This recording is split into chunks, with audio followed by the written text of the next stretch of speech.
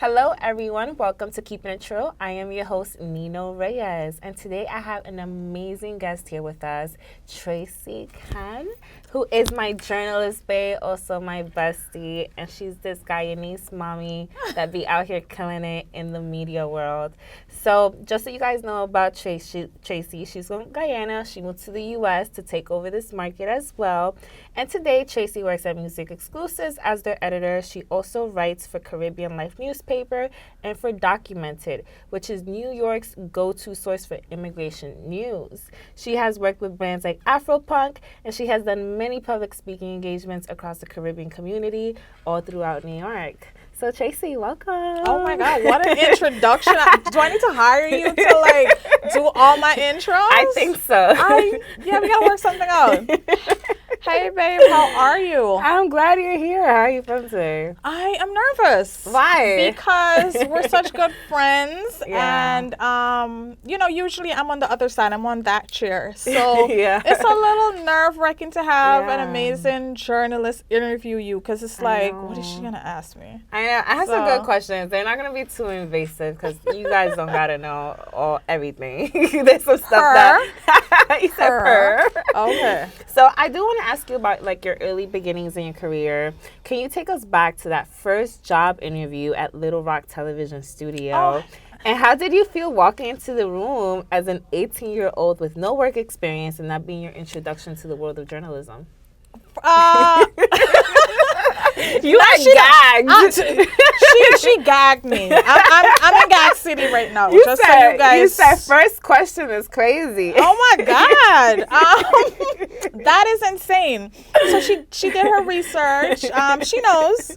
So it was nerve-wracking because like I'm from the countryside of Guyana. Okay. So this small town girl, I was very, like, my mom was super protective of me. So I was not one that really went out and I was able to explore. A church girl. So I was so nervous. I remember when I walked in the Little Rock Television station and I saw all the girls getting dolled up. And at 18, I was not into makeup or anything like that. And I'm like, all right, so this is not going to work. And I went in there, I didn't think it would be me because there were so many girls. And I felt like, okay, they look amazing. It's not going to be me. But, I am a very spiritual person. And I believe that whatever is for you, you're going to have. So what's for me, you can't have. What's for you, I can't have. And so that's why I am big on just, there's room for all of us. So that was for me. When I was in high school, I would go around interviewing the class with a pen. I would interview everyone. And I'm like, so what do you want to do? Or I just asking weird questions. And I knew that I wanted to travel. That was what I knew. I did not know I wanted to be a journalist. I knew I wanted to travel. And then it just happened. It just happened. That's basically what it is. And then years later, some of my friends that I went to high school with, they were like, we knew this is what you were going to do. You remember you used to ask all these questions and everything? And I'm like, oh my God. Yeah. I actually forgot. So from 18 to now, I'm not going to tell y'all my age. Y'all don't need to be in my business. This is what I've been doing, journalism. And I try to take another path and just kind of just get into like the corporate world, the 9 to 5. But, when you're passionate about something, it's going to find you or you're going to find it. Yeah. And so... That's exactly how it works. Yeah. When did you realize, like, okay, I know you said you were going around your class with a pen, but, like, when was it that solidified to you that I do want to pursue journalism? Like, when was it like, okay, this is really what I want to get into outside of going to your interview and, like, seeing the rest of the girls? What even drove you to go there that day? I just came out of school, and honestly, I'm from super humble beginnings, and so I just needed a job. I literally just needed a job. I saw it because that television station was the most popular TV station in what we call Berbice, again, which is the countryside of Guyana. I'm a country girl. And I just needed a job. And I remember I went to my pastor, and he knew, my situation, my family dynamics and everything. And I said, Pastor, I'm going to go for this job. Can you pray for me? That's me. Anytime I had to do anything, I'm going to call on my spiritual leaders. Yeah. Can you pray for me? Can you pray for my family?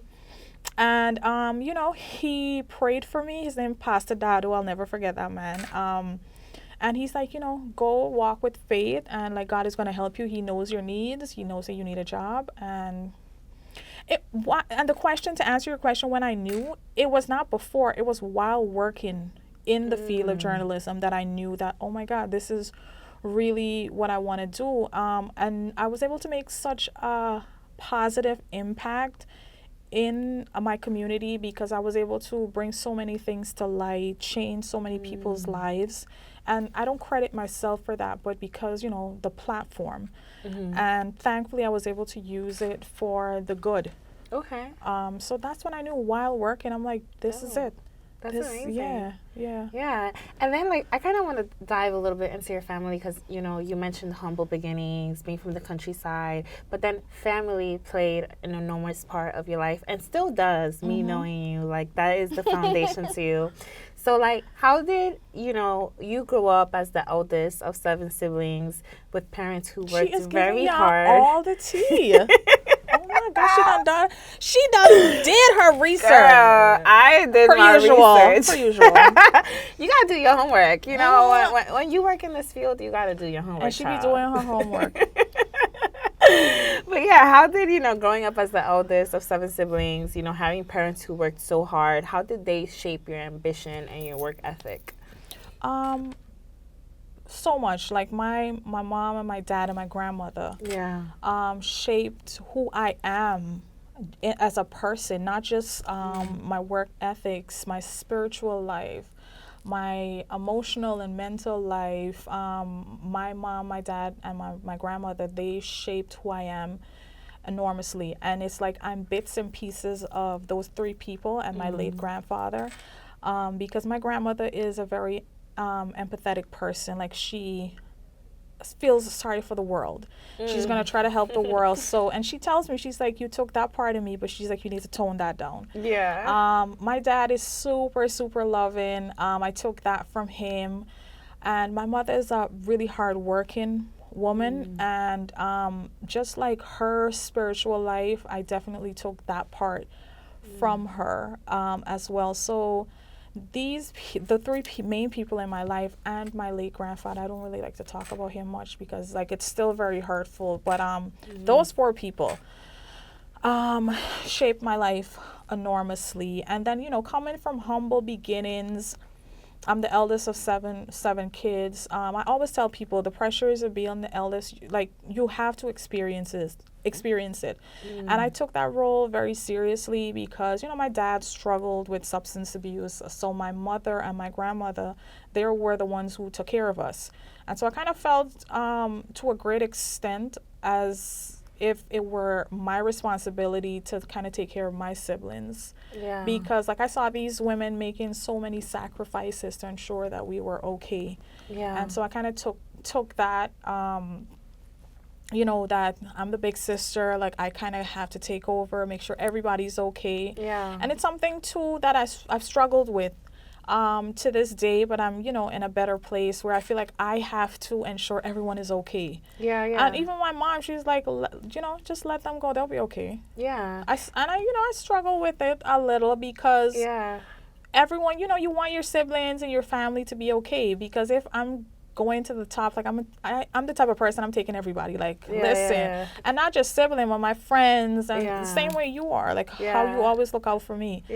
So that's, you know, that's how it is. And especially, like, I feel like I'm doing pretty okay in life, and I want to ensure too that my siblings and my nephews and nieces and everybody, they're okay. But and then, like, you know, you moving to America, was that, like, a big sacrifice for you when it came to, like, moving apart from your family and, like, realizing I have to start fresh and start new, and, like, also figuring things out here for them too? Like, what was that transition for you like? That was pretty heavy. I basically came here to pursue my goal of being a journalist. That is the main reason why I'm here. I love it here, by the way. Listen, I love me some New York, okay? Like, I will go out Tracey went to DC and she was ready to come home. like, I went today and I was like, so what we doing? Like, I am ready to come home to my house, as we Guyanese would say, to my yard. Yeah. So I was ready to get the hell up out of there. Yeah. Yeah, I love New York. It was, honestly, I don't think I had such a hard time to transition here because I had to make my mind up in Guyana to come here. So it wasn't a situation where it was rushed. Like, I had the option to kind of feel it out because I was back and forth. And then I was like, all right, so this is where I want to be. And I didn't get back into journalism right away because I started off my first year working a 9-to-5. Okay. I had to ensure that I'm able to sustain myself. And then, eventually I just got back into journalism one step at a time. And my two sisters came up as well. So that kind of gave me like a little bit of a push. I'm like, I'm not gonna be alone. Okay. So that helped a lot. And then I came here and I started, making things happen. It's been 5 years since I've been here. All praise to God, I've been able to achieve so much, and I haven't even gotten started. I feel like this is just like the tip of the iceberg. Wow. So that definitely helped. And then when you have good family support, because when I came here, I lived with my cousins. With my cousin, her name is Sharon. So she was absolutely amazing. I saw her as a single mom, owning her own home and just being a boss. Yeah. Like, that woman is different, yo. Yeah. And like, I saw that drive, how she would work, like sometimes from dusk till dawn. We live in the same house and I wouldn't see her for a week because that's how much she worked. And I kind of adapted that mentality of not working crazy, but like, working hard, making things happen. So I got like some really good examples. All of my cousins are like very hardworking, very successful. And I've always been very hardworking. So I came here with a plan. I was like tunnel vision. I wasn't focused on no relationship, none of that. I was like, all right, these are the things I want to get. Yeah. I had a 5-year plan, and thankfully I've been able to achieve most of those things that I set out to achieve with God's help. With God's help. I love that. For sure. Yeah. And then you always had like dreams of traveling, which you mentioned. That was like the foundation to you realizing that you wanted to become a journalist since you were in high school, right? Yes. So you always wanted to travel the world. How did that dream influence your career choices, especially considering your early challenges? Well, like you said, I always wanted to travel. When I got into this field, then I'm like, oh, I could really like travel. You know certain things, but then it hits you like when you're in it. And I'm like, oh, I could really travel. And so I feel like as a journalist, I haven't really traveled that much, I'll be honest. And like my plan, by the grace of God, next year, I'm going to be outside. You're outside right now. I'm going to be on international outside. I feel like I'm domestic. I'm local right now. But You're going to Atlanta soon. Yes, we are going to ATL. But we're still local, you know what I'm saying? Yeah. So next year I plan on, like, I really want to explore more and travel. Because I've traveled the Caribbean and like here and stuff like that. But I want to really, really travel more as a journalist. I feel like I'm building a foundation right now. And so for that reason, I'm like, all right, I'm laying all of these bricks. I want to lay a solid foundation, and then I'm going to be outside. I like that. And then, what was that transition like from being a small town girl to becoming a reporter at Little Rock, but then eventually moving to a city like New York and entering this market? Like, what were some of the early challenges you faced with that? I feel like the city will either break or make you. And it was during COVID. I've never slowed down. I started working since I was 18. And I've never slowed down. I've always been doing like a whole bunch of stuff. And when I came here during the pandemic, I felt like maybe a lot of people experienced this, but I feel like I had sort of a breakdown mentally because I had to slow down and I had to face like childhood trauma and like a failed marriage and like other things that I went through. and I had to sit with myself. And let me tell you, I feel like we will all have to sit with ourselves. Yeah. And a lot of times we sweep things under the rug, but they'll come back out. They're going to come back out to, as they say, haunt you. And so a lot of my things from my past came back out, and at one point I felt like, oh my God, am I gonna lose my mind? Because I started overthinking. I had so much time to think during the pandemic that thankfully it did not break me. So the transition was hard. Yeah. It was obviously different. I come here and there are millions of people in one city. We don't even have 1 million people in Guyana. Yeah. And I'm talking millions of people here. Yeah, that's true. Like, it's insane. The most challenging thing for me was, like, and as simple as it may sound, just adjusting to driving in Guyana being so small. Yeah. And for me to get to a place that would probably take me 10 minutes, it took me an hour with the public transportation. Yeah. So I think for me, as minuscule as that sounds, that was the most challenging part. Just like that adjustment that once you commute is gonna take time. I wasn't worried about not getting lost in the public Oh yeah, transportation. definitely. You're gonna get lost. Like I tell people when they come here, they're like, "Oh, I'm gonna this and that." And I'm like, people still get lost. They were born and raised here, and they still get lost. I'm like, you're gonna be fine. You have a phone. You'll be alright. You have GPS. You have GPS. Yeah. But I can't tell my mom that. Like, oh gosh, yeah. She's not trying to hear that. Like she's like, no. Yeah. So no, it was a huge adjustment. But then, you know what excited me? It was like the opportunities here are endless. You'll never get tired. You cannot do everything that this city alone has to offer in a lifetime. You just can't. So like, I was just excited about the adventures that I'll be taking in this amazing city in New York. The people that I was gonna meet, you being one. I met you since I came here. Stop it. Yes. She's blushing, guys. I know, she's about to make me go red. So, and I've met some amazing people. I've met some weird people, not so much, thank God. Yeah. New York is full of them. No, yeah. America is. Yeah. America that definitely part. is. So I have built so many new and amazing friendships in this city, so many opportunities, and like I'm just grasping at all of them. I love that. Yeah. I love that. And then you also were a reporter, and then you transitioned to an anchor at LRTVS. What skills did you develop during this time? So there, like public presentation was one. I did not know that I could tell a story as good as I did. That was another thing. And just honestly, just being able to help people was like for me the biggest one.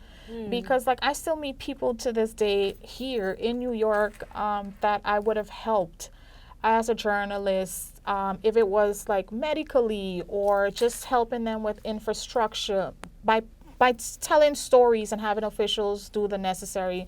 And people will come up to me and they're like, "Do you remember me?" And I'm like, "I'm not sure." And they're like, "Oh, you helped me to get a surgery because you did a story on my condition." Yes, people have met my sisters, and they're like, "Oh, are you Tracey's sister? Like, she helped me this and that and that." Yeah. So for me, the biggest thing was like understanding the impact of media, and like ensuring that I used it wisely. So that was the biggest thing. Yes, public presentation and public speaking, storytelling, all of that amazing, but just understanding the impact and being able to use it to help people. Gotcha. I love that. That's a key word, impact. That's very essential. And then you also joined iNews. So like that was a very pivotal point in your career. How did working with seasoned journalists shape your professional path? I feel like, when I started off working, I was a reporter and, newbie, and I'm just trying to get by. But I feel like when I turned into a journalist, it was when I moved from Berbice and I moved to the city, which is Georgetown, the capital of Guyana. I feel like that's when I became a journalist. And even more, I started realizing how much, it was like so many different steps in my career that I kept realizing the power, the impact that media has. And it was there that I did so many stories that held public government officials accountable. Accountable to the people, because they're like, oh, these people are watching us. Yeah. And at that time, I worked at iNews, and iNews was, at that time, such a respected media entity that they were terrified of us. Oh, wow. Because of the type of journalism that we did. And it was never a situation where we abused our powers or anything of the sort, but people could account that, you know, we held government and public officials accountable, impacted change. You guys did some real digging. We did, yes. That's why I say that. Yeah. I feel like that's when I really, really, really became a journalist. Like, there's one story in particular I'll never forget. The woman always reaches out to me and my family. Someone kidnapped her baby. Oh, wow. Yes, and the entire country was kind of at a standstill. It was so shocking because that's not something that usually happens. Okay. And I remember when they reached out to me, because I was in Georgetown, but it happened in Berbice, and I followed that story from the start to the end. Like, every lead, I would be on the police every day. Do you have any update? Or if people call us and they would give us a tip that, oh, we saw the lady here with the baby or whatnot. And it was every day we were on. I particularly was on the police's case, checking in with the mom, because it was just so shocking and devastating. Yeah. It's crazy. Until they were able to find the woman and the baby, and the mom and the baby, they were reunited. And like, that's what I say when I talk about impact and using the power that's given to you wisely to benefit other people. Yeah. So I was able to do that with the amazing team at iNews, and a mother and her child. They were iNews. Yeah. So yes. That's amazing. So that was very pivotal for you. That was like a moment of realization, like, this is really where I'm at, and this solidified you and made you a credible journalist. Yeah, That's it really amazing. did. That's It really amazing. did. And then you've worked across like various media platforms. How do you feel or adapt your reporting style for television, radio, and online media? Like, do you feel like they all operate differently? 100%. 100%. Yeah. And even like, so TV obviously is completely different. It's about presentation. It's about aesthetics. And of course, you can't take away the importance of storytelling. It's the same thing. But when you do a radio, it's completely different. No one sees you. So it's a little bit more relaxed. But, you know, you still have to be more convincing. So I feel like it does come back to where it equates to the same amount of work, because even though one thing is taken away, which is like the visual, you have to still tell such a vivid story with your voice and your voice plays your a big tone part. and stuff like that. And even with writing, like I did newspaper and like online and stuff like that, you really have to paint vivid pictures in people's, in your readers, in their minds, because there isn't really that much visual. If there are pictures, yes, but like television, they're able to mostly see. So, you know, something I'm really happy that I've worked across all of these different platforms in media. However, it's completely different. Guyana is different from media here. Media here is the highest standard. It's super different. Like, the standard here is different. In the best way possible. Like, even the quality, because like in DR, for example, like if you watch the news out there, you'll realize like the quality of the news doesn't give quality of CNN. It doesn't give quality of NBC or ABC. You know, like, it looks different. The camera quality, like even like just the storytelling component of it. It's just Very like a different experience and like professionalism, you know. 100%. And then I wanted to jump into MusicXclusives. So I want to know more about your role at MX, and what is your contribution into the brand? Like, tell me about everything you've done with MX. I'm super intrigued. I am the co-editor at MX, and I gotta shout out Nino, because she's the one who introduced me to MX. Actually, she worked there, and then like in her normal self, she pulls me along with everything. She's like, sis, you wanna join MX? Sis, you wanna do this? You wanna do that? That's her. So shouts out to you for bringing me on board with MX, and then she transitioned. She's doing bigger, better things. So yes, I'm the co-editor. I am responsible for I do the social media as well. They say I have a knack for that. We've been able to go viral numerous of times. We went viral most recently with the interview I did with Love and Hip Hop star Carly Red. We went viral with that. We've gone viral with simple posts that I've done with Offset, just like video where we're at like 1.5 million. But basically I do the social media, interviews, write articles, coordinate interviews. We are working on like interviews with hip hop singers, rappers, where I am coordinating like stylists, groomers, just coordinating the entire team for like photo shoots or whatever interviews that we have to do. Gotcha. So yeah, I don't know if that it's a lot. It's a lot. And then I want to know, like, what has been your favorite experience with like MusicXclusives? Like, is there a particular festival, an event, an interview, like, you know, something that stood out the most to you? I've covered a few. I think I really enjoyed doing Summer Jam. Because it was just like there was not like a moment to just relax. It was just we were on it, and I don't know, I like to just kind of be busy. I like to be active. Let me not say busy, to just be on the move, getting things done. So I think that one was really dope. Also, Broccoli Fest in DC, even though I wanted to come home. That was pretty dope too. They had. What was your favorite part of Broccoli Fest?